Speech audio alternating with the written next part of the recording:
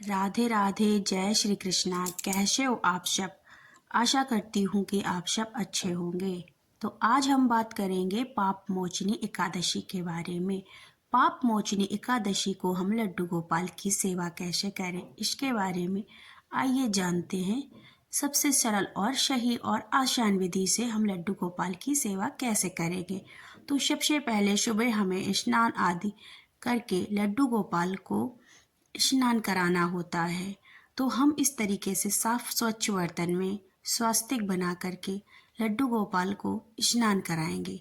इसमें हम तुलसी पत्र उनके आसन के रूप में लड्डू गोपाल को देंगे और उनके ऊपर पीले रंग के पुष्प डालेंगे। इस तरीके से, जिस तरीके से मैं कर रही हूँ, इस तरीके से आप पीले रंग के फूलों को डालिए। इसके बाद हमें गंगा या यमुना जल से लड्डू गोपाल को स्नान कराना है। सबसे पहले उनके चरणों में देना है, इसके बाद फिर उनके दोनों हाथों में, इसके बाद हमें लड्डू गोपाल के सर पे गंगा या यमुना जल डालना है। इसके बाद हम लड्डू गोपाल को पंचामृत स्नान या सादा जल स्नान या कंदोदक स्नान या फिर हम आज के दिन लड्डू गोपाल को केसर जल से भी स्नान करा सकते हैं। आज के दिन पीले रंग का विशेष महत्व होता है, इसलिए हमें लड्डू गोपाल को पाप मोचनी एकादशी के दिन पीले रंग के वस्त्र धारण कराना चाहिए। अगर आपके पास नए पीले वस्त्र हैं तो उन्हें धारण कीजिए, या फिर नहीं हैं तो आप जो पहले के ही पुराने वस्त्र हैं उनको साफ स्वच्छ धो करके ही लड्डू गोपाल को आप पहना सकते हैं। अगर आपके पास पीले रंग के वस्त्र नहीं हैं तो फिर आप ऑरेंज कलर के भी वस्त्र लड्डू गोपाल को धारण करा सकते हैं। आज के दिन पीले रंग का विशेष महत्व रहता है। वैसे भी लड्डू गोपाल को पीला कलर बहुत अच्छा लगता है, तो इसीलिए हमें लड्डू गोपाल को आज पीले वस्त्र धारण कराना है।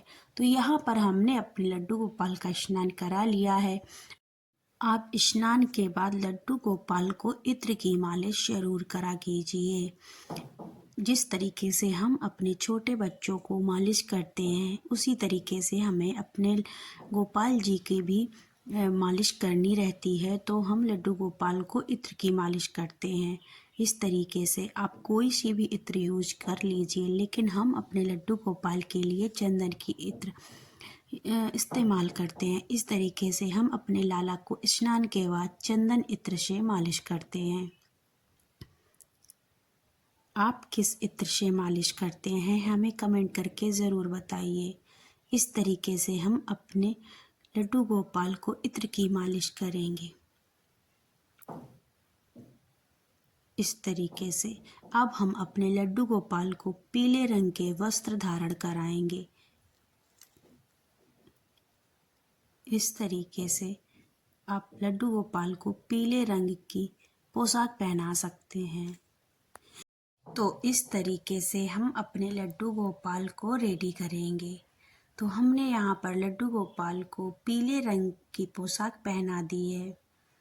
इस तरीके से हमें लड्डू गोपाल को आसन में विराजमान कर दिया है। अब हम लड्डू गोपाल को माला पहनाएंगे।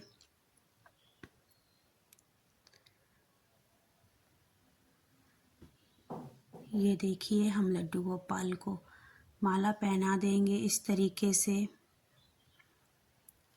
से हम लड्डू गोपाल को अपनी माला पहना देंगे।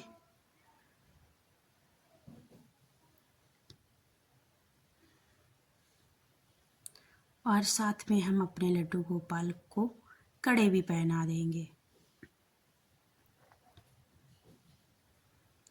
इस तरीके से हम अपने लड्डू गोपाल को कड़े भी पहना देंगे।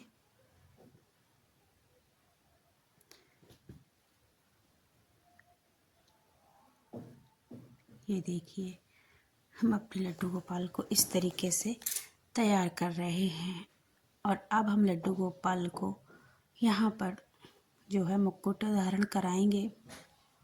इस तरीके से ये देखिए, हमारे जो लाला हैं उनका श्रृंगार हो चुका है।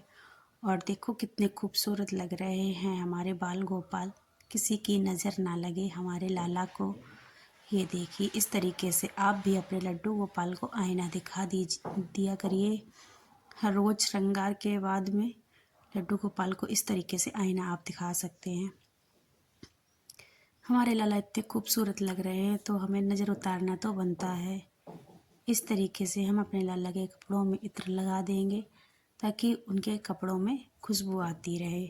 इस तरीके से तो आज के दिन जो है पीले रंग का हमें भोग अर्पित करना होता है। आज के दिन लड्डू गोपाल को पीला भोग लगाना चाहिए। लेकिन अगर आप श्रद्धा से लड्डू गोपाल को कुछ भी भोग लगाएंगे तो वो स्वीकार कर लेते हैं। लेकिन लड्डू गोपाल को एकादशी के दिन अन्न का भोग नहीं लगाया जाता है, क्योंकि माना जाता है कि आज के दिन अन्न खाना ही पाप होता है।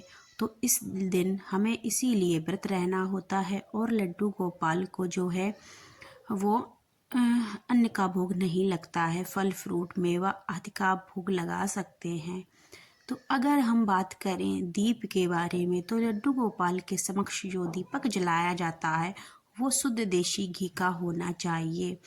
और साथ में लड्डू गोपाल को जो है चंदन बहुत प्रिय है, इसीलिए हमें लड्डू गोपाल के समक्ष चंदन धूप जरूर जलाना चाहिए। इस तरीके से तो आज हम लड्डू गोपाल को पीला पुष्प जो है अर्पण करेंगे। इस तरीके से हम लड्डू गोपाल को आज सब कुछ पीला ही अर्पण करने वाले हैं। तरीके से हम लड्डू गोपाल को चंदन लगाएंगे। तो आज के दिन हमें अक्षत यानी चावल का उपयोग नहीं करना चाहिए एकादशी के दिन, इसीलिए तिल का विशेष महत्व रहता है। आज के दिन हमें लड्डू गोपाल को तिल का अर्पण करना होता है। इस तरीके से हमें सफ़ेद तिल का लड्डू गोपाल के ऊपर अर्पण करना रहता है। और साथ में ही हमें लड्डू गोपाल की जो है भोग में तुलसी पत्र रखना होता है इस तरीके से। और अब हम लड्डू गोपाल की आरती करेंगे। आपको जो भी आरती आती है, जिस आरती से आप लड्डू गोपाल की रोज़ आरती करते हैं वही आरती आप लड्डू गोपाल की कर सकते। अगर आपको लड्डू गोपाल की कोई आरती नहीं आती है तो फिर आप ओम जय जगदीश हरे वाली आरती भी कर सकते हैं।